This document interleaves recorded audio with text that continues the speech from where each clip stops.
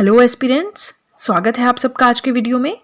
आज हम पढ़ेंगे सोर्सेज ऑफ इंडियन हिस्ट्री के बारे में कि हमारा भारतीय इतिहास जो है उसके सोर्सेज क्या क्या हैं, स्रोत क्या क्या हैं, ऐसी कौन कौन सी चीज़ें हैं जिनसे हमें अपने यानी कि भारतीय इतिहास के बारे में पता चलता है। तो वो सब हम आज के वीडियो में पढ़ेंगे। इस वीडियो को मैंने 2 पार्ट्स में बनाया है। This is the first part of the video. So आज जो हम पढ़ेंगे इस वीडियो में उसके की पॉइंट्स यहाँ पे बताए हैं। सबसे पहले इंट्रोडक्शन पढ़ेंगे, उसके बाद कि कौन कौन से सोर्सेज हैं, वेरियस सोर्सेज हम पढ़ेंगे इंडियन हिस्ट्री के। फिर वहाँ पे एक लिस्ट आएगी और उसके बाद जो फर्स्ट होगा उसमें नाम वो होगा आर्काइवल मटेरियल या आर्काइवल मटेरियल्स का। फिर हम उनके बारे में पढ़ेंगे, राइट। तो चलिए मेन कंटेंट अपनी वीडियो का स्टार्ट करते हैं। सबसे पहले आता है इंट्रोडक्शन। सबसे पहले हमें थोड़ा सा समझना पड़ेगा कि सोर्सेज क्या हैं इंडियन हिस्ट्री के, ठीक है, कहाँ पे पाए जाते हैं, वो सब हम पढ़ेंगे। तो देखिए, अब बहुत ही ज़्यादा मात्रा में यानी एबंडेंस में हमारे पास हिस्टोरिकल मटेरियल अवेलेबल है जिससे हम इंडियन हिस्ट्री की स्टडी कर सकते हैं, ठीक है। अब हमें अगर भारतीय इतिहास को पढ़ना है तो बहुत सारी ऐसी चीज़ें हैं, बहुत सारा हिस्टोरिकल मटेरियल है जो बहुत यानी आप कह सकते हैं एबंडेंस में अवेलेबल है, जिससे आप सब कुछ स्टडी कर सकते हैं। बट अब इतनी सारी चीज़ें अवेलेबल हैं, हम प्रियोरिटी किसको देंगे? तो priority needs to be given to the official records. जो भी ऑफिशियल रिकॉर्ड्स हैं उन्हें प्रियोरिटी देनी पड़ेगी। अब ऑफिशियल रिकॉर्ड्स क्या होते हैं? जैसे किसी स्टेट गवर्नमेंट ने या सेंट्रल गवर्नमेंट ने कोई रिकॉर्ड संभाल के रखे हैं पुराने, तो वो हम उनको ज़्यादा रिलायबल मांगते हैं और उनको हमें प्रियोरिटी देनी है, ठीक है। आगे दिया है EIC रिकॉर्ड्स ट्रेडिंग कंडीशंस। मतलब जो ईस्ट इंडिया कंपनी जब India I, east India company आप समझते हैं कुछ मर्चेंट्स थे जिन्हें आप नॉर्मली हम ब्रिटिशर्स कहते हैं, उनका एक ग्रुप ऑफ मर्चेंट्स था। वो इंडिया आए, उनको ईस्ट इंडिया कंपनी का नाम दिया, बट वो एक अलग स्टोरी है, काफ़ी ज़्यादा इवॉल्व हुई, वो हम बाद में पढ़ेंगे। बट जब ब्रिटिशर्स इंडिया आए और उन्होंने यहाँ पे व्यापार स्टार्ट किया, ट्रेडिंग स्टार्ट किया, तो क्या ट्रेडिंग कंडीशंस थी, उसकी हर एक चीज़ का उन्होंने रिकॉर्ड रखा है। तो जब हम उसे स्टडी करते हैं तो उससे हमें भारतीय इतिहास के बारे में काफ़ी ज़्यादा महत्वपूर्ण जानकारी प्राप्त होती है, ठीक है। अब these records help historians to study every important development stage by stage. अब जब हम इस तरह के रिकॉर्ड्स की स्टडी करते हैं, ठीक है, तो हमें डेवलपमेंट कैसे हुई इंडिया में स्टेज बाय स्टेज उस चीज़ का पता चलता है। अब देखिए, आप स्वतंत्रता से पहले यानी कि इंडिपेंडेंस से पहले की बात करें या आज की बात करें, दिन रात का फ़र्क है, काफ़ी चीज़ें चेंज हुई हैं। हाँ, कुछ चीज़ें हैं जो चेंज नहीं हो पाई हैं, बट फिर भी काफ़ी डेवलपमेंट हुई है। तो वो धीरे धीरे स्टेप बाय स्टेप डेवलपमेंट कैसी हुई उसकी स्टडी हम इन रिकॉर्ड्स के थ्रू कर सकते हैं। अब कुछ इंपॉर्टेंट एस्पेक्ट्स बताए हैं, जैसे कि इकोनॉमिक हिस्ट्री है, इसका पता हमें इन रिकॉर्ड से चलता है। पॉलिटिकल हिस्ट्री है, ठीक है, राजनीतिक इतिहास की बात करें तो उसका पता हमें इस सब से चलता है, जो भी हिस्टोरिकल मटेरियल है। अब उसके बाद हम पढ़ेंगे वेरियस सोर्सेज। तो अब ऐसे सोर्सेज हैं कौन कौन से जिनसे हमें पता चलता है इंडियन हिस्ट्री का, ठीक है। सबसे पहले हैं आर्काइवल मटेरियल्स, जो भी आर्काइव्स होते हैं। देन बायोग्राफीज आप समझते हैं क्या होता है, memoirs and travel accounts, newspapers and journals, oral evidence, creative literature, painting. So ये सारा जो पार्ट है, हम पार्ट नंबर 2 इस वीडियो का मैं बनाऊंगी, उसमें कवर करेंगे। हम स्पेक्ट्रम को ही रेफर करेंगे, नो अदर बुक। एंड आज के वीडियो में हमारा मेन टॉपिक रहेगा ये आर्काइवल मटेरियल्स, क्योंकि थोड़ा सा लेंदी है ये टॉपिक, बट डोंट वरी, काफ़ी ज़्यादा इंटरेस्टिंग है ये वीडियो। अब सबसे पहले आर्काइवल मटेरियल आपको पढ़ना है, बट आर्काइव्स होते क्या हैं, पहले तो आपको वो चीज़ पता होनी चाहिए, ठीक है। देखिए, डेफिनेशन देखते हैं सबसे पहले। Collection of historical documents and records that are mainly a primary, authentic and reliable source of information। मतलब जो भी हमारे historical documents हैं, जो भी हमारे historical records हैं, इन सब की कलेक्शन।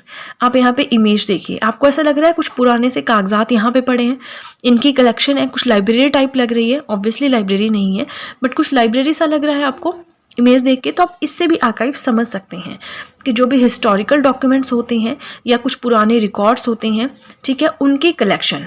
अब ये सारे रिकॉर्ड होते क्या है, ये एक primary, authentic and reliable source of information होते हैं। मतलब ऐसा सोर्स है इंफॉर्मेशन का जिस पे हम विश्वास कर सकते हैं।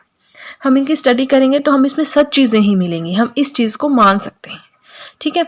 तो एक चीज़ तो ये हो गई, आर्काइव्स की डेफिनेशन हो गई कि आर्काइव्स हैं क्या।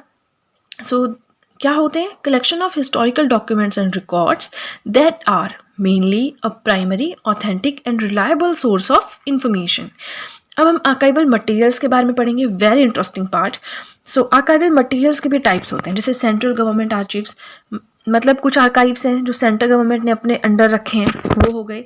फिर है स्टेट गवर्नमेंट आर्काइव्स या आर्चीव्स, जो भी आपको सही लगती है प्रोनाउंसिएशन, तो जो स्टेट गवर्नमेंट ने अपने पास रखे हैं।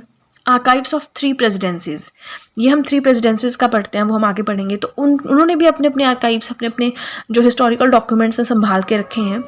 Archives of the other European powers, जैसे पोर्तुगीज़ आए इंडिया में, डच आए, डेन्स आए, तो ये व्यापार कैसे हुआ वो सब चीज़ों का इन्होंने रिकॉर्ड रखा है, तो उनसे भी हमें काफ़ी अच्छी इन्फॉर्मेशन मिलती है।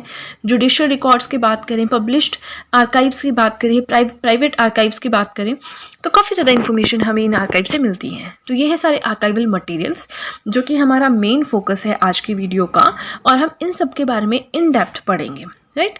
तो सबसे पहले हम स्टार्ट करते हैं सेंट्रल गवर्नमेंट आर्काइव से। अब आप इमेज देखेंगे, कुछ पुराने से डॉक्यूमेंट्स आप समझ रहे हैं, ठीक है। तो हम इसी के बारे में अब स्टडी करेंगे। देखिए, फर्स्ट पॉइंट बोलता है that the national archives of India located in new Delhi contains most of the archives of government of India. तो नाम से देखें अगर हम, तो सेंट्रल गवर्नमेंट आर्काइव्स का मतलब क्या हो सकता है? वो सारे आर्काइव्स, यानी कि वो सारे हिस्टोरिकल डॉक्यूमेंट्स, हिस्टोरिकल रिकॉर्ड्स जो कि सेंट्रल गवर्नमेंट ने अपने अंडर रखे हैं, ठीक है, यही बात है। तो अब इसके लिए कोई ऑफिस भी होना चाहिए, राइट। तो वो ऑफिस जो है वो न्यू दिल्ली में लोकेटेड है, और उसका नाम है the national archives of India, ठीक है। तो इंडियन गवर्नमेंट के मोस्ट ऑफ द आर्काइव्स वहीं पे आपको मिलेंगे। नेक्स्ट पॉइंट बोलता है authentic and reliable sources on various aspects of history. यहाँ पे आपको विश्वसनीय सोर्सेज मिल जाएंगे अलग अलग एस्पेक्ट्स पे, ठीक है। मतलब आप उन पर रिलाय कर सकते हो, उनके बेसिस पे आप फर्दर स्टडी कर सकते हो। बाकी अगर आपको कहीं रिकॉर्ड मिलता है तो आप उनके ऊपर प्रॉपर स्टडी नहीं कर सकते हो, ठीक है। नेक्स्ट आता है कि रिकॉर्ड्स को भी उस टाइम लोगों ने वेरियस ब्रांचेस में डिवाइड किया था, जैसे रेवेन्यू डिपार्टमेंट के अलग रिकॉर्ड्स हैं, पॉलिटिकल डिपार्टमेंट के अलग रिकॉर्ड्स हैं, मिलिट्री के अलग हैं, कमर्शियल के अलग हैं, एजुकेशन के अलग हैं, जुडिशियल के अलग हैं। तो इस तरह से काफ़ी अच्छी मैनेजमेंट थी उस टाइम में भी, राइट। अब देखिए यहाँ पे कुछ एग्जांपल्स दिए हैं, इन एग्जांपल से आपको काफ़ी अच्छी अंडरस्टैंडिंग हो जाएगी।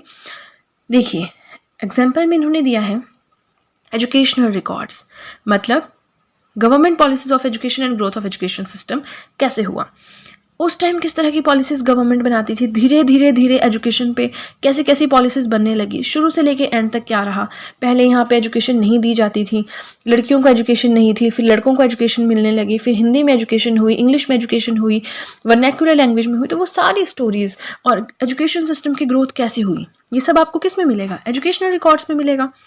पब्लिक रिकॉर्ड्स होते हैं, इनमें आपको क्या मिलेगा कि नेशनलिस्ट मूवमेंट कैसे इमर्ज हुआ, शुरू में कैसे हुआ, फिर उसके बाद गांधी जी आए, ये आए, वो आए, इतने सारे नेशनलिस्ट आए, उन्होंने इंडिया के लिए बहुत कुछ किया। तो उनके रिकॉर्ड्स आपको कहाँ मिलेंगे? पब्लिक रिकॉर्ड्स में मिलेंगे।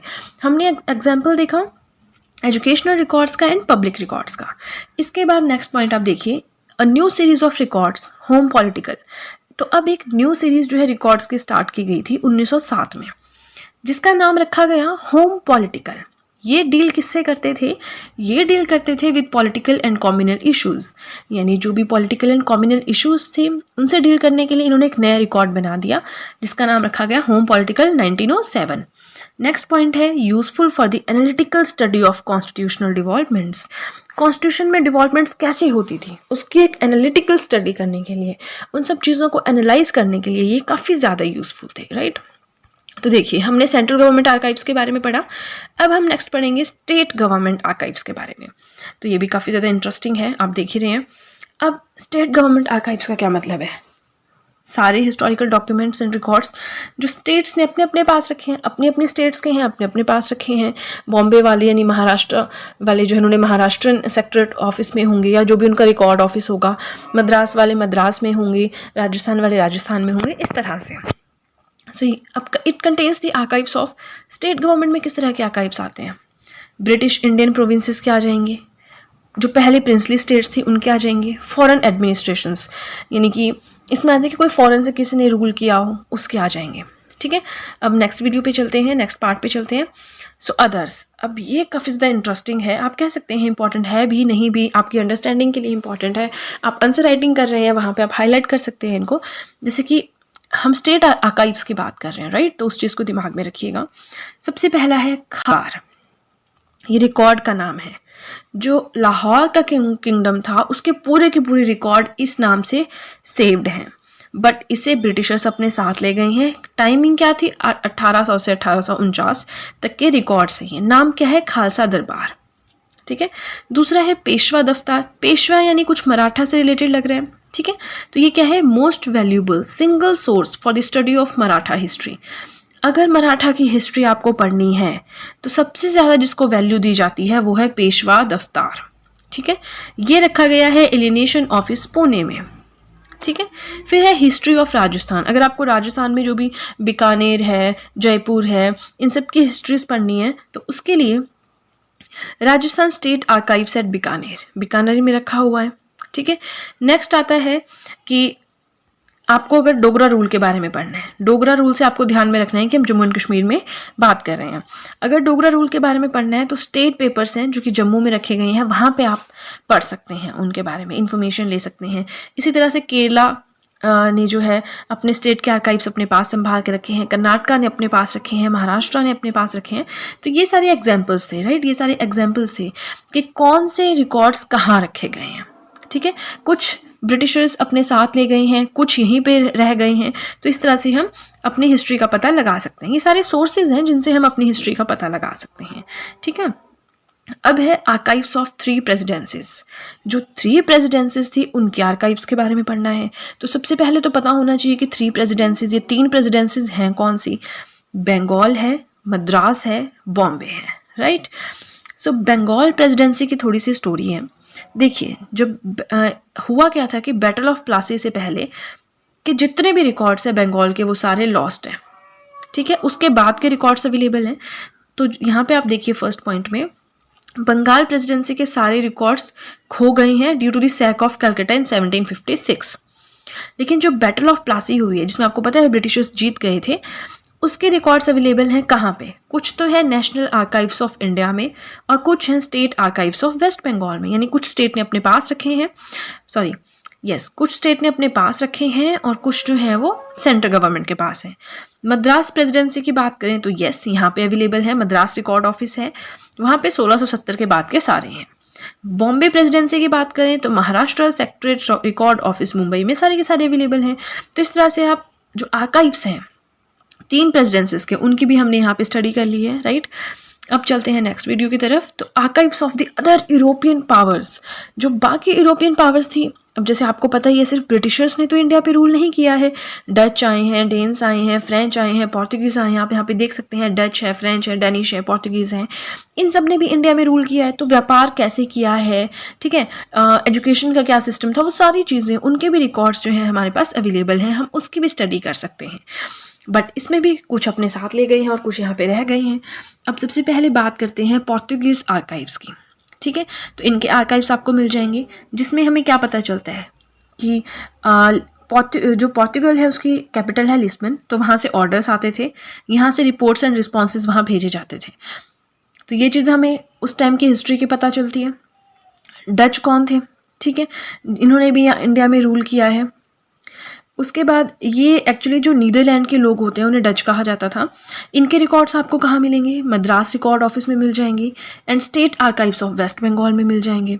फ्रेंच, ये लोग अपने साथ ले गए हैं, इन्होंने अपनी कैपिटल पेरिस में रखा है। फ्रेंच है जो फ्रांस से यहाँ पे आए थे, यहाँ पे रूल किया, वो अपने रिकॉर्ड्स अपने साथ ले गए हैं और पेरिस ले गए हैं। फिर है डेन्स। डेन्स में जो है इसमें डेनमार्क के लोग जो हैं जिन्होंने यहाँ पे आया, थोड़ा ट्रेड वगैरह किया, उनके बारे में हम पढ़ेंगे। तो डेन्स हम उन्हें कहती हैं। उनके रिकॉर्ड्स जो हैं वो डेनमार्क ले गए, उन्होंने अपने रिकॉर्ड जितने भी हैं वो डेनमार्क अपने साथ ले गए हैं। तो ये हमने पढ़े जो फॉरेन एडमिनिस्ट्रेशन से, यानी बाहर से यहाँ इंडिया में आए और उन्होंने यहाँ पे रूल किया या ट्रेड किया, तो उनके आर्काइव्स हमें कहाँ कहाँ मिलेंगे, ठीक है। तो मेनली हम इन 4 के बारे में ही पढ़ते हैं। फिर आता है जुडिशियल रिकॉर्ड्स। अब आपको पहले तो ये पता होना चाहिए कि जुडिशियल रिकॉर्ड्स होते क्या हैं। A record of court proceedings, यानी अभी तक के जितने भी केसेस कोर्ट में गए हैं उनमें क्या क्या फैसला दिया गया है, क्या क्या हुआ है, वो सारी स्टडी जो है उनको हम जुडिशियल रिकॉर्ड्स कहते हैं। यानी कि जो भी हमारे जुडिशियल सिस्टम या हमारे न्यायिक व्यवस्था से रिलेटेड है। Record of court proceedings. तो सबसे पुराने आपको जुडिशियल आर्काइव्स कहाँ मिलेंगे? ये हैं the archives of the mayor's court at fort saint George housed in Madras record office. यानी कि मद्रास में जो आपको जुडिशियल आर्काइव्स मिलेंगे वो इंडिया में सबसे पुराने हैं, सब अर्लीस्ट हैं। ठीक है, ये भी काफ़ी इंपॉर्टेंट है। जुडिशियल रिकॉर्ड्स हो गया। अब हम पब्लिश्ड आर्काइव्स के बारे में पढ़ेंगे। पब्लिश्ड आर्काइव्स क्या आप समझते हैं इससे? कोई भी ऐसा डॉक्यूमेंट मटेरियल जो पब्लिश किया गया हो, जो कि कॉमन पीपल तक पहुंचाया गया हो, जैसे कि पार्लियामेंट्री पेपर्स हैं, कोई भी चेंजेस हो रहे हैं तो न्यूज़पेपर में छप जाता था। रिपोर्ट्स आ गई वेरियस रॉयल कमीशंस की, जैसे कि कुछ स्पेसिफिक सब्जेक्ट्स पर, जैसे एजुकेशन पे कोई नई पॉलिसी आ गई, लोगों को बताई जाएगी, तो वो पब्लिश्ड आर्काइव हो गया। सिविल रिफॉर्म्स को, लोगों के लिए रिफॉर्म आए हैं, वो सब किस में आते हैं? पब्लिश्ड आर्काइव्स में आते हैं। मतलब कोई भी हिस्टोरिकल डॉक्यूमेंट है, रिकॉर्ड जो पब्लिश किया गया हो, राइट। अब चलते हैं नेक्स्ट पार्ट की तरफ, प्राइवेट आर्काइव्स। अब प्राइवेट आर्काइव्स क्या होते हैं, इसके बारे में थोड़ा सा देखते हैं। It comprised papers and documents of individuals who played a significant role in the development of modern India. So ये भी मुझे काफ़ी इंटरेस्टिंग पार्ट लगता है प्राइवेट आर्काइव्स का, कि इसमें वो सारे पेपर्स एंड डॉक्यूमेंट्स आते हैं, ठीक है, जो इंडिविजुअल्स ने लिखे हैं, उन्होंने कलेक्ट किए हैं या लिखे हैं इंडियन डेवलपमेंट के बारे में। बट कौन से लोग? हर किसी इंसान के बारे में नहीं, बट जिन लोगों ने सिग्निफिकेंट रोल प्ले किया है इंडियन नेशनलिस्ट मूवमेंट में, एक सिग्निफिकेंट रोल प्ले किया है, उन्होंने कुछ डॉक्यूमेंट्स रखे हैं, तो उन्हें हम प्राइवेट आर्काइव्स कहते हैं। इसमें आते हैं जो बड़े बड़े लीडर्स हैं उनके पेपर्स या रिकॉर्ड्स हैं बड़ी बड़ी ऑर्गेनाइजेशंस के, लाइक INC हो गया, इंडियन नेशनल कांग्रेस। ये इंपॉर्टेंट पार्ट है इसका कि जो एमिनेंट लीडर्स हैं उनके पेपर्स या जो रिकॉर्ड्स हैं ऑर्गेनाइजेशंस के, लाइक INC, तो इनके रिकॉर्ड्स आपको कहाँ मिल जाएंगे? Nehru memorial museum and library in Delhi, यहाँ पे आपको ये प्राइवेट आर्काइव्स मिल जाएंगे, right. So this was all about the video. हमने यहाँ पे सारे आर्काइव्स के बारे में स्टडी किया है, आर्काइवल मटेरियल स्टडी किया है, एंड नेक्स्ट वीडियो जो अब होगी उसमें हम जो बाकी हमारे पॉइंट्स देखिए यहाँ पे रह गए हैं, वेरियस जो हमारे सोर्सेज हैं, हमने आर्काइवल मटेरियल्स पढ़ लिया है। अब हमें ये biographies, travel accounts, newspapers, oral evidence, painting, ये सब कुछ नेक्स्ट वीडियो में कवर हो जाएगा।